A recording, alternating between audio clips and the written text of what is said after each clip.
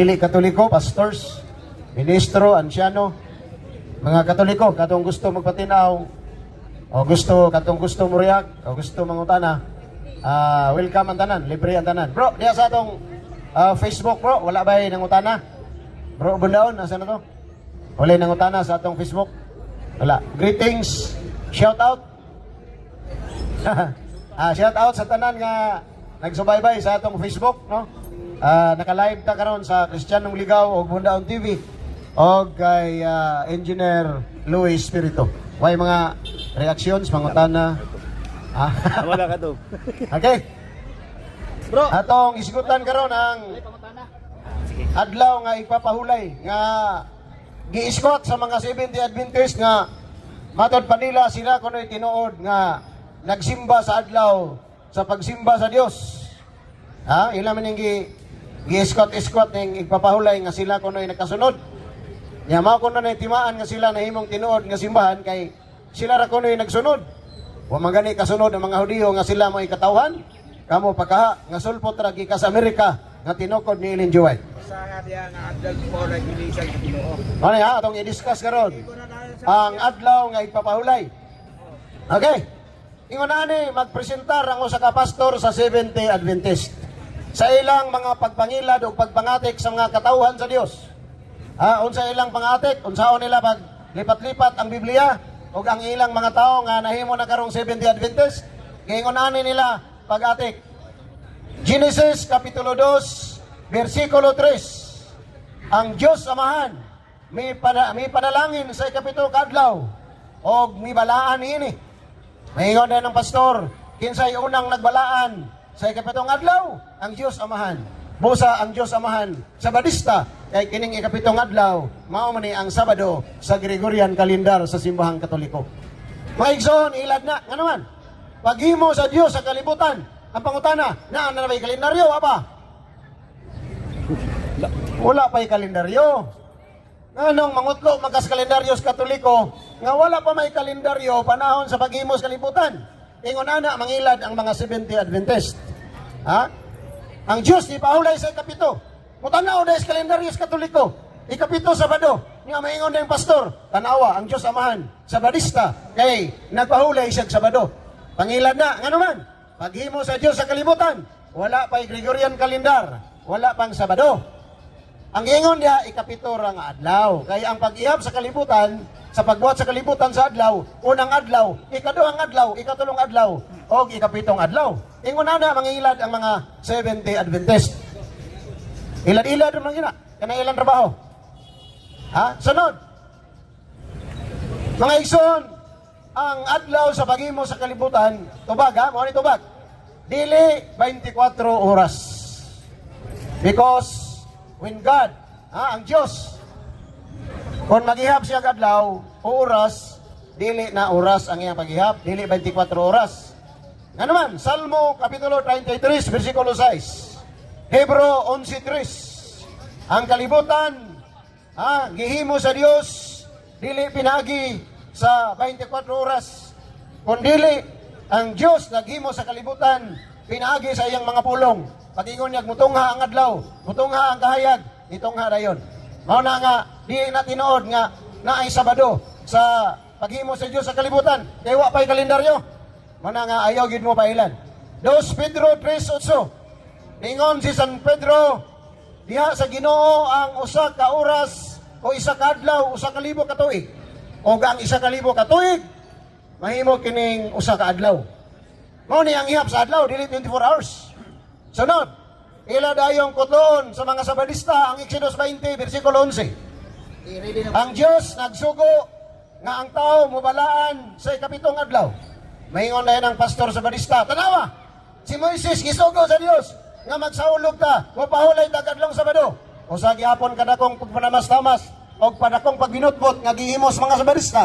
Tungod kay paghimo lagi sa kalendar sa kalibutan, wa pa'y kalendaryo. O panahon ni Moises, wala pa gyoy Gregorian kalendar. Ang gigamit nga kalendar sa Hudiyo, wala gid ng Sabado, wala ng Lunes, wala ng Domingo. Ingon na ana, kaway hinungdan ang utok sa mga Sabadista nga nailad in town sa ilang founder, nga usa ka bakakon nga propeta nga mao si William Miller o si Ellen Goldwhite. daw, tanan. Sunod, Exodus 16:23. Sa ikapito kadlaw, gipili kini sa mga Hudiyo, tapos pagulan sa mana. Kinsa di nagpahulay og Sabado, nga ikapitong adlaw. Mga igsoon, ang nagpili di ay ang mga Hudiyo. Ha? Ang tibok Biblia, nag-iskot kinig Sabado o Sabbath o Sabato nga rest day, dili Saturday. Kinsa nagpili? Mga Hudiyo. Pila naman kanibati sa 70 Adventist atong giatubang. Sa diyang nangutana ta, asa mabasa sa Biblia nga ang 70 Adventist nga tinukod sa mini nga propeta nga Miller ug White gisugo sa pagbahulay sa adlawng Sabado. Way natubag ug way nakatubag nga pastor ana sa 70 Adventist. Kay wa man gina sa Biblia. Unsaon pagsugo sa 70 Adventist nga sulpot ra man 1863 ra man sila natukod ni William Miller ug ni Ellen G. White.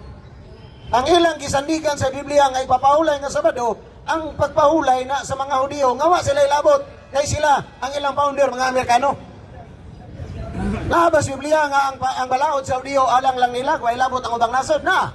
Salmo 147 bersikulo 19. Atong mabasa. Salmo 147 bersikulo 19. Niingon si Salmista David, ang balaod sa mga Hudiyo ila lamang kini ug walay labot ang ubang nasod. Busa kanang 70 Adventist sa Amerika nga tinukod og mini nga mga propeta kay wala si Biblia. Mao kana sila ang mga bakakon nga propeta nga nag-angkon-angkon sa Sabado nga wa sila ilabot kay matud pas balang kasulatan ang ipapahulay nga Sabado nga balaod Sabado iya lamang kana sa mga Hudiyo. Wa ilabot ang ubang nasod. Busa kining mga Sabadista nga tinukod og Amerikano nga mao si Ellen G. White sumala sa pinadiyag Grace 9, mao kini sila ang katawhan ni Satanas nga nagpakahudiyo. Nganong nagpakahudiyo ning mga Sabadista nga 70 Adventist tungod kay ang maong ipapahulay nga Sabado iara na sa Hudiyo, wa sila ilabot, nagapil-apil. O kung sa igingon si Ginoo kanang mga nagpakahudiyo, sinaguga kana o simbahan kana ni Satanas. Mao na mga Sabadista sinaguga rin na ni Satanas. Nga naman nagpakahudiyo, nagpahulay og Sabado nga wa sila ilabot.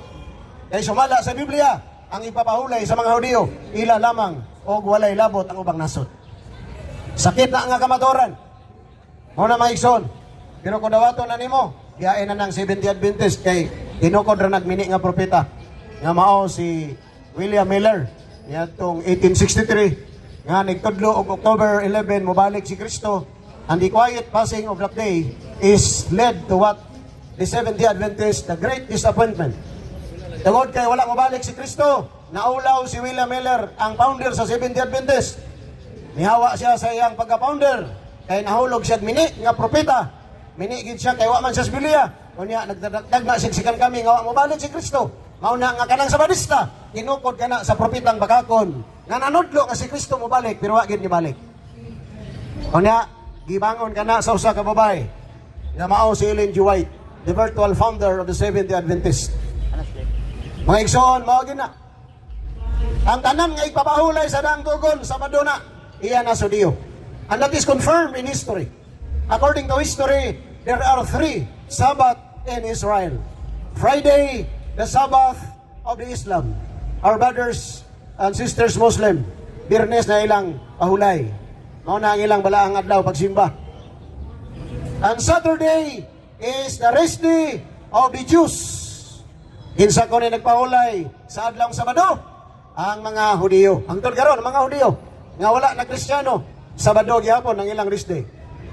Ikatulo nga nag-Sabbath keeper sa Israel, Sunday.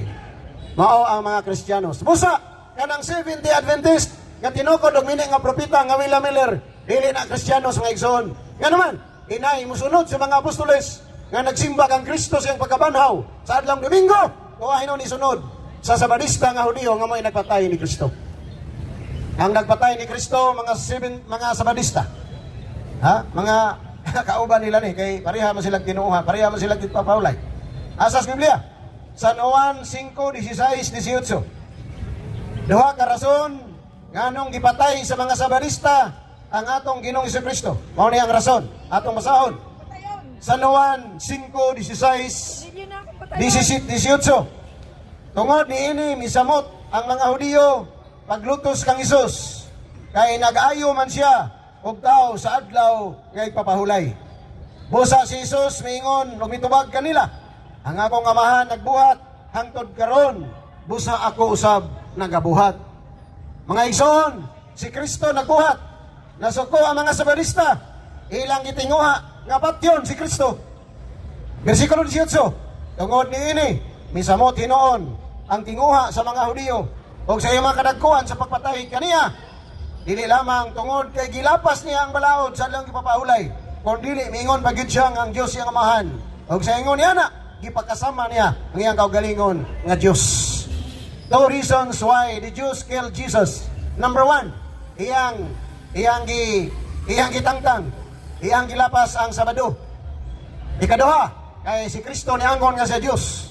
Kang dili kamuto nga si Kristo Dios, sama sa iglesia nga dito ko di Felix Manalo, Antichrist, apel kas pagpatay ni Kristo. Mao ni mga Sabadista, mao ni nagpatay ni Kristo.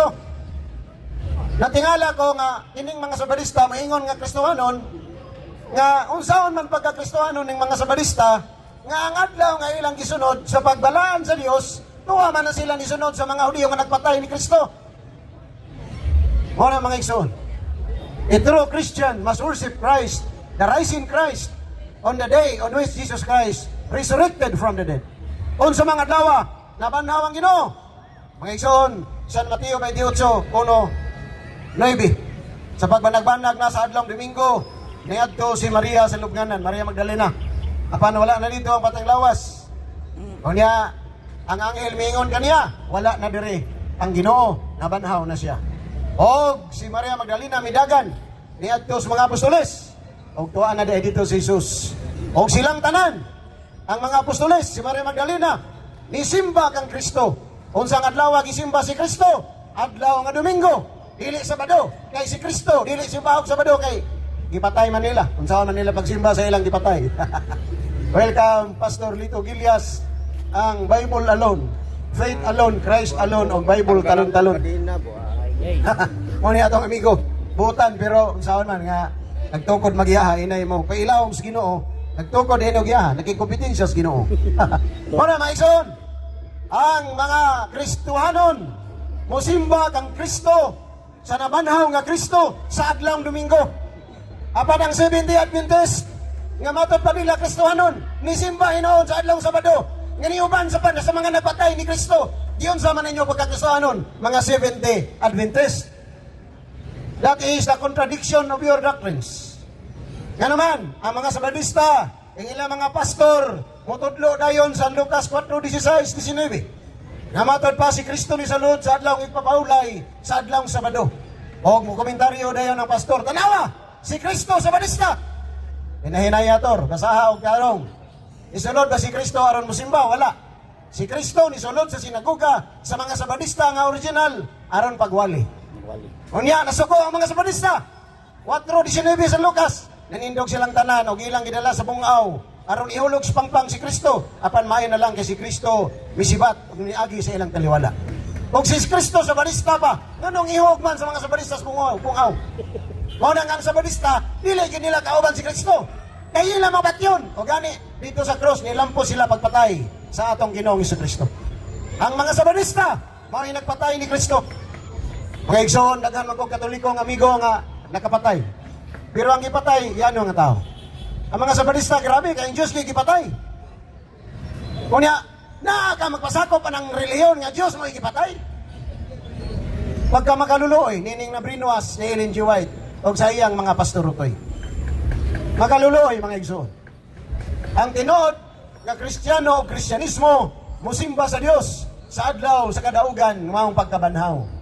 Because resurrection is a victory to Christianity.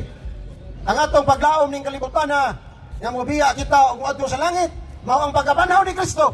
Busa simbahon nato ang Dios nga nabanhaw sa adlawng Domingo. Sumala sa San Mateo 28:1 ngadto sa 9. Ang Kristohanon musimba kang Kristo sa adlawng Domingo. Apan ang pagtulunan sa Sabadista nga dunay diferensya sa utok si Ellen G. White. Tanawa iyang doktrina balitad pod. Unsay giwali sa mga Sabadista? Si Kristo kuno misimba sa adlawng Sabado. Binalitad na nga doktrina. Nga naman, Nganong ang Dios pasimbahon man nimo adlaw. Kinsa day labaw, ang Dios ug ang adlaw. Mga igsoon, ang adlaw nga ipapahulay, ang Dios ko'y simbahon. Pero ang utok ni Ellen G. White ug ni Miller nga mo'y original magtutudlo sa Badista, binali o binalitad. Nga naman, inay ang Dios musimba o simbahon sa ipapahulay. Si Kristo kuno sa Badista, nisimba kuno sa adlaw ng Sabado, pagkadakong butbot, pagkadakong bakak. Tungod kay ang adlaw na inoy may labaw kay sa Dios nga mo si Kristo nga mo ilang gipasimag adlaw. O sana kadakong bakak. Ang tinod nga pagtulunan, ang simbahon sa ipapahulay ang Dios. Dili kay ang Dios musimbag adlaw. Mo nay mali sa Seventh-day Adventist nga tinudlo o gitukod sa mga founder nga bakakon nga mini nga mga propeta. Nganong ingon man ko nga si Ellen G. White o si William Miller, founder sa Seventh-day Adventist, bakakon nga propeta. Tungod kay ang propeta nga tinuod kanang naa sa Biblia. Sa listing of the prophets in the Bible, we cannot find the name Ellen G. White and William Miller, the founder of Seventh-day Adventist. Ang mabasa na to sa daang tugon, Amos, sila si propeta Amos, Abdias, Jonas, Mikias, Nahum, Habakuk, Soponias, Zacarias, Malakias, and the four major prophets, Isaiah, Jeremiah, Daniel, and Ezekiel. Wala gyud ang pangalan sa mga bakakong propeta nga mga founder sa Seventh-day Adventist nga mao si Ellen G. White o William Miller. Mao na mga bakakon nga propeta nga wala sa Biblia. Unya nailad in taon ni mga Sabadistas Pilipinas. Mao nang tinuod mga igsoon. Ana nga aron dili mo mailad pagtuon mo sa doktrinang Katoliko. Kay mao ra gina Hesto, wa na gilaing kabaturan na ara gina sa simbahan nga gitukod ni Kristo. The only reason why the teachings of the Catholic Church is true because the truth, ang mga kamatuoran sa simbahan, that is taught by Christ through oral tradition, through oral kirigma, nga gitudlo ni Kristo gikan sa mga baba ngadto sa dalunggan sa mga apostoles. Mao nang kamatuoran igsoon. Busa, tanaw na to sa Biblia, ang mga apostoles o sang adlaw nga sila naghimog santos nga misa, breaking of bread. Naa sa Biblia. Ang mga apostoles nagkatigom aron pagsimba sa Dios diha sa pagpikas-pikas sa pan. Mabasa nato na diha sa balaang kasulatan. Buhat kapitulo 20 bersikulo 7. 1 Corinto 16 1, 2. Ang mga apostoles sa unang adlaw sa semana, sila nagkakatigom aron pagsimba sa nabanhaw nga Kristo uban sa pagpikas-pikas sa pan. The breaking of bread, the Holy Eucharist, the Holy Mass of the Catholic Church. Mao na ang simba nga tinuod. Ang simba sa mini nga mga propeta, ang simba sa Sabadista, dili na simba. Nga naman, pahulay ra ng ilaha. Ang ilang pahulay, dili po na sila nagsimba kay ang ilang simbahan, ang ilang building, wala gani larawan sa Ginoo. Ang ilang mga templo, budigas kupras, nga naman, blanco, way mga sulod. O niya, magtapok sila, magprogram. Ang pastor mo ay mulid sa program. Sa Katoliko, lahi, natay, gitawag na to og lamisa. Na ay pare, nga maoy mo konsagral sa panog bino. In commemoration and in the fulfillment of the commandment of Christ. Sa dihang nagpikas-pikas siyag pan, o napainom og kupa, na mautong katapusang panihapon, niingon siya, buhatan ninyo kini kada adlaw, aron paghinumdum kanako. Kada adlaw ang simbahan, nagpikas-pikas og pan, breaking of bread, Holy Mass. Mao na ang iya sa Dios. Apan ang iya sa mga sulpot, nga mga tinukod og tao, wala gid sila simba. Because worship, in every worship, and worship means sacrifice. Unsa man sakripisyo sa laing reliyon, wala man. Igo ra man nag-Bible study, unya ang libak sa Katoliko. Gikan sa buntag hangtod sa hapon. Sige sila gingon, praise the Lord. Hallelujah. Hangtod ng hallelujah. Wa gisimbang nahitabo. Nga naman, walay pare. Wala sila'y lamisa, diin konsagrahan ng panog bino. Wala pod sila'y altar nga cross. Diin si Kristo ni halad siyang kinabuhi. Tungod og alang sa pagpangluwas sa katawan. Walay simba ang dili Katoliko. Program ra gid ng ilaha. The true worship is only in the Catholic Church. Because worship is a sacrifice. And what is the sacrifice in the Catholic Church? That is the celebration of the breaking of bread. That Jesus Himself nag-declare nga ang pan mahimong yang lawas. Aron mahimo kining spiritual food sa iyang katawan. Wa gilaing nagsimba sa Dios, Katoliko ra gyud. Ang tanan sulpot nga reliyon, walay simba, walay sacrifice, walay altar sa cross. Kay silang tanan mahadlok sa cross. Nga naman, ang original nga mahadlok og cross ang yawa ra gyud. Ang yawa nahadlok sa krus, tungod kay diha sa krus, gilumpag ni Kristo ang yawa. Iyang gidugmok ang ulo ni Lucifer og sa bitin og sa dragon. Mao na mga igsoon. Unang tao nahulog pinaagi sa unang babae, gilukata si kaduhang babae. Genesis 3:1-15, ningon ang Diyos Amahan, maghimo ako og panagkaaway, kaliwat nimo Satanas, bitin og kaliwat nimo babae. Ang imong mga anak, babae, maoy mudugmok sa ulo siyawa, ug ang imong kaliwat bitin, magsigig pamahit, magsigig pandaot sa babae. Mao na ang duha ka kaliwat mga igsoon. O niya, sa simbahang Katoliko, ato mang gisaulog kanang kamatayon ni Kristo sa krus. Kay diha sa iyang kamatayon sa krus, diha man niya giluwas. Diha man niya gipasiguli ang naputol nga relasyon sa Dios ug sa tao. Asa man mabasa sa Biblia? Efeso 2:16. Ni San Pablo niingon, diha sa kamatayon ni Kristo sa krus, iyang gipasiguli ang naputol nga relasyon sa Dios ug sa tao. O kitang tanan, diha sa iyang kamatayon, makatawag na kita, Abba Father. Among langit mong amahan. Mao na nga ang krus, pasiguli na sa nagiputol nga relasyon sa Dios ug sa tao. Mao na ang kamatayon ni Kristo sa krus, pasiguli na. O ang kamatayon ni Kristo sa krus, mao na iyang paglumpag sa yawa ug sa kamatayon. Mayambit si Jesus sa kamatayon, aron gilumpag ang kamatayon, o ang kamatayon ni Kristo, kaluwasan nato mga Kristohanon. Asa man sa Biblia, Buhat 20:28-30. Ningon San Pablo, bantayin ninyo ang simbahan nga gilukat ni Kristo sa iyang kamatayon, sa iyang paghalad, sa iyang mahal nga lawas ug dugo diha sa krus. Kadto dayang kamatayon ni Kristo sa krus, usa ka dakong importante nga hitabo sa kinabuhi sa kaluwasan sa tao in salvation history. Tungod kay sa maong kamatayon ni Kristo, diha niya gilukat ang kinabuhi, ang kaluwasan, o diha po niya gilumpag ang yawa, diha po niya gidugmok ang ulo sa yawa. Ang yawa mahadlok manguros o mahadlok og cross. Kay ang cross nato magtimaan ta sa amahan sa agtang, sa tiyan, sa anak o sa Espiritu Santo sa baga. Ang yawa di gid na mudawat sa amahan. Dili na siya mudawat sa anak. Ang yawa di pod na mudawat sa Espiritu Santo. Mao na mga igsoon, mahadlok na silang manguros. Kay ang cross mao kana ang pagpasigarbo, mao kana ang pagsangyaw sa Santissima Trinidad, that we Catholics believe in one God, on the three divine persons, the Father, the Son, and the Holy Spirit. Daghan ang utanan ako, mabasa ba ng ipatik ang ngalan sa amahan, o sa anak, o sa Espiritu Santo, sa lawas sa tao, mabasa. Pinadayag, Kapitulo 14, versikulo 1. Ingon sa Noa, nakita ko ang mga katawhan sa Dios, kansang mga agtang gipatikan sa ngalan sa amahan. Manang patik sa amahan sa agtang, Pinadayag 14:1. Patik sa ngalan sa anak, diha sa tiyan o sa dughan. Galacia Kapitulo 4, versikulo 4. Kay si Kristo na tao sa usa ka babae ug nailam kita sa balaod.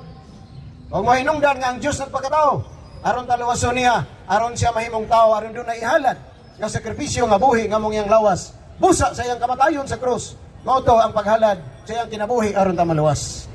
Efeso Kapitulo 1, versikulo 11. San Pablo ningon, sa diha nga kamo midawat sa mayong balita, gipatikan na kamo sa patik sa Espiritu Santo, timaan nga kamo iya na. Busa sa Biblia, mabasa nga ipatik ang ngalan samahan sa agtang, ang sa anak, sa tiyan o sa dughan, o ang Espiritu Santo sa abaga. O niya, maingon ta, Amen. Amen means yes. We are yes to the Father, yes to the Son, and yes to the Holy Spirit. O ganang kamatayon ni Kristo sa krus, kung nalumpag ta pinaagi sa pagkaon sa bunga sa kahoy, gilukat utsab kita sa Dios, pinaagi sa paggamit sa kahoy nga krus, aron diha ihalad ni Kristo ang kinabuhi, aron kita mapasaylog nga luwas. Hebrehanon Kapitulo 10, versikulo 1 hanggang 4, ingon San Pablo, ang halad sa mga Hudiyo, ang halad sa mga mananap, dili na gayud makapasaylog sala. Kaya giandam kita sa Dios sa usa ka balaan. O importante ang halad, mao ang halad sa lawas si Kristo, nga iyang giula ang iyang kamatayan kinabuhi, og namatay siya diha sa krus. Busa ang altar sa Dios mauna ang krus. Altar diha gihalad ang usa ka kinabuhi aron ta maluwas. Mao nang altar, mao nang simbahang Katoliko na ay krus, na ay altar sa kaluwasan. Apan ang mga sakop ni Satanas mahadlok manguros og mahadlok sa krus. Kay lagi ang krus gahaw man ni sa Dios og mauni ang iyang gigamit aron pagkamatyan niya ang iyang katawhan o ang iyang simbahan. Mana mga igsoon, akong balikon nga ang Sabado iharagid na sa mga Hudiyo. Ang Seventh-day Adventist wa gilabot. Pila naman ka debater sa Seventh-day Adventist, di gid musukol sa tema nga amatudiin ninyo nga ang Sabado gisugo ang Seventh-day Adventist. Wa gyud di gid manukol kay wa man gyud Seventh-day Adventist sa Biblia. Kay sulpot ra man ang Seventh-day Adventist. Tinukod ra man na sa propeta nga bagkakon nga si Miller ug si White. Unya sumala sa San Mateo 11:13, ang katapusan nga propeta mao lamang si Juan nga magbubunyag. After John the Baptist, wala na propeta-propeta, ang utong na mga mini na. Kung na si Ellen G. White ug si Miller, dito nga mga mini nga propeta. Naa ba si Biblia nga gipresida ni Ginoong Hesus nga mutunga ni sila mga mini nga propeta na? San Mateo 24:1-6. Ningon si Hesus, dali pa ko mobalik. Mao kini ang mahitabo. Mutungha ang mga mini nga magtutudlo, mini nga mga propeta, mini nga Kristo magdala sa kungalan ug manapi sila kaninyo. Natuman ang giingon ni Hesus. Ito nga ang mini nga propeta sa Sabadista. Si Ellen G. White ug si Miller, si Branham ug si Parkham, ug uban pa nga mga nagpagkapropeta. Kay sumala sa Biblia, si Juan Bautista ra ang katapusan nga propeta.